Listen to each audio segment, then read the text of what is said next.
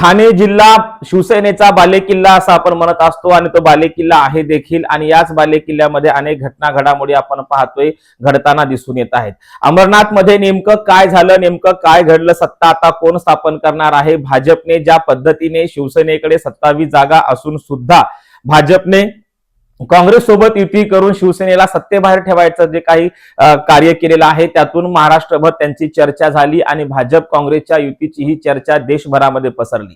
आणि त्याच क्षणी आपण पाहतोय की काँग्रेसने आपल्या 12 नगरसेवकावर खरं तर कारवाई केली, निलंबनाची कारवाई केली आणि त्यानंतर त्या 12 नगरसेवकांनी थेट भाजपमध्ये प्रवेश केला। अशी पार्श्वभूमी एकूणच या अमरनाथच्या नगरपालिकेच्या सत्ता स्थापनेची आपल्याला दिसून येते। मग आता नेमकी सत्ता स्थापन कोण करणार आहे? भाजपने एक शिंदे शिवसेनेचा गेम करण्याचं काम केलं, परंतु एकनाथजी शिंदे आणि श्रीकांतजी शिंदे यांनी मात्र आता त्या ठिकाणी भाजपचा कसा गेम केलाय, सत्ता स्थापनेची सूत्र आपल्याकडे कशी घेतलेली आहेत, नेमकं अमरनाथ मध्ये काय घडलंय, नगरसेवक सध्या कोणत्या अज्ञातस्थळी आहेत, या सर्वांचा आढावा या व्हिडिओच्या माध्यमातून घेण्यात येणार आहे। नमस्कार, मी डॉक्टर नागराज मगरे, शब्दयोद्धा लाईव्ह मध्ये आपल्या सर्वांचं मनपूर्वक स्वागत। आपण आमच्या चॅनलवरती नवीन असाल तर खालचं काळं बटन दाबून सबस्क्राईब करा, जेणेकरून आमचे नवे नवे व्हिडिओज आपल्यापर्यंत येतील। तर मी सांगत होतो की महाराष्ट्रामध्ये गेल्या 2 दिवसापासून एका अभद्र युतीची चर्चा सुरू आहे। खरं तर ज्या काँग्रेसवर आरोप पूर्वी होत होते की काँग्रेस छोट्या छोट्या प्रादेशिक पक्षांना संपवण्याचं काम करते, त्याच काँग्रेसने पुन्हा छोट्या छोट्या पक्षावर आरोप सुरू केले की तुम्ही भाजपची बी टीम आहात, असा एकीकडे काँग्रेसवर आरोप झाला। दुसरीकडे आपण पाहतोय की भाजप ही मित्र पक्षांना संपवते, मित्र पक्षांना सोबत घेऊन त्यांना खल्लास करते, त्यांना विचारात घेत नाही, असा भाजपवर आरोप झाला। आणि या दोन्ही पक्षाकडील दोघांनीही आपले आरोप सिद्ध करून दाखवले, कारण अमरनाथ मध्ये त्यांनी युती केली, काँग्रेस आणि भाजपने युती करून खरं तर देशभर मेसेज दिलेला आहे की आम्ही फक्त सत्तेच्या लालची लोक आहोत। आणि यामुळे अनेक महानगरपालिकेमध्ये निवडणुकीच्या केंद्रस्थानी खरं तर हाच मुद्दा चर्चेला आला की बघा भाजप आणि काँग्रेस एकत्र आलेली आहे। आता ही साहजिकच आहे, स्वाभाविक आहे की प्रादेशिक पक्षांनी याची चर्चा केली आणि ते सत्य देखील होती। मग अशा वेळी भाजप आणि काँग्रेस दोघांचीही कोंडी झाली आणि काँग्रेसने आपले 12 नगरसेवक निलंबित केले, त्यानंतर ते नगरसेवक थेट भाजपमध्ये त्यांनी प्रवेश केला। आता या ठिकाणी एकनाथजी शिंदे यांनी जी काही खेळी केलेली आहे, श्रीकांतजी शिंदे यांनी जी काही खेळी केलेली आहे, ती खरं तर या ठिकाणी ज्या भाजपने शिवसेनेचा गेम करायचं ठरवलं होतं त्याच भाजपचा आता या ठिकाणी गेम झालेला आहे। मित्र पक्षाकडे 27 जागा असताना सुद्धा भाजपने शिवसेनेला बेदखल केलं आणि त्या ठिकाणी काँग्रेसच्या नगरसेवकांना आणि राष्ट्रवादीच्या 4 नगरसेवकांना सोबत घेतलं आणि त्या ठिकाणी खरं तर संख्याबळ तयार ठेवलं आणि आपल्याकडेच कसं संख्याबळ आहे त्यांनी दाखवलं। परंतु काही दिवसातच, काही तासातच घडामोडी घडल्या आणि 12 नगरसेवकांचं निलंबन झाल्यानंतर भाजपचा त्या ठिकाणी गेम झाला। आणि इकडे मग आपण पाहतोय की एकनाथजी शिंदे आणि श्रीकांतजी शिंदे यांनी सूत्र हलवली आणि नेमकं त्या ठिकाणी काय घडलंय खरं तर हे आपल्याला पाहायचं आहे। या ठिकाणी एकनाथजी शिंदे यांनी या ठिकाणी भाजपला जो धक्का दिलेला आहे, कारण आपण पाहतोय भाजपकडे फक्त 14 जागा त्या ठिकाणी होत्या अमरनाथ मध्ये आणि शिवसेनेकडे 27 जागा होत्या। एका अपक्षानं पाठिंबा दिल्यानंतर 28 जागा झाल्या आणि या 28 जागा असून सुद्धा मित्र पक्षांनी त्यांचा विचार केला नाही। पुढे आपण पाहतोय की मग या ठिकाणी शिवसेनेने धक्कातंत्राचा वापर केला आणि राष्ट्रवादी काँग्रेसच्या 4 जागा घेतल्या, राष्ट्रवादी काँग्रेसच्या 4 आणि आपल्याकडच्या 28, असं एकूणच आपण पाहिले की 32 जे काही संख्याबळ आहे ते बहुमत सिद्ध केलं आणि आता सत्ता स्थापनेचा दावा नवे तर सत्ता स्थापनेकडे वाटचाल सुरू झालेली आहे।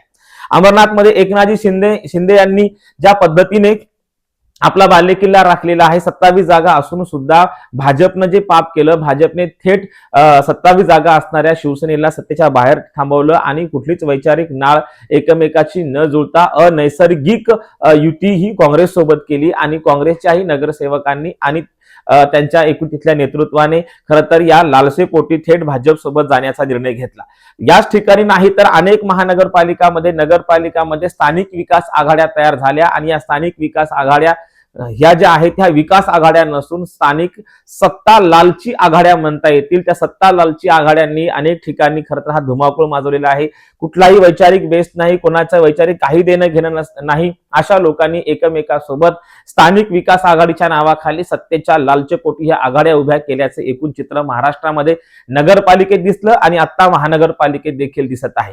एकीकडे आपण पाहतोय एक काळ असा होता की काँग्रेस ही मित्र पक्षांना संपवते असा आरोप होता, दुसरीकडे भाजप भाजप मित्र पक्षांना संपवते असा आरोप होता आणि दोन्ही पक्षांनी सत्तेच्या लालचेपोटी अमरनाथमध्ये युती केली, महाराष्ट्रभर चर्चा गेली आणि महाराष्ट्रातल्या सर्वच महानगरपालिकेमध्ये आपण पाहतोय हाच मुद्दा चर्चेला पुढे आला।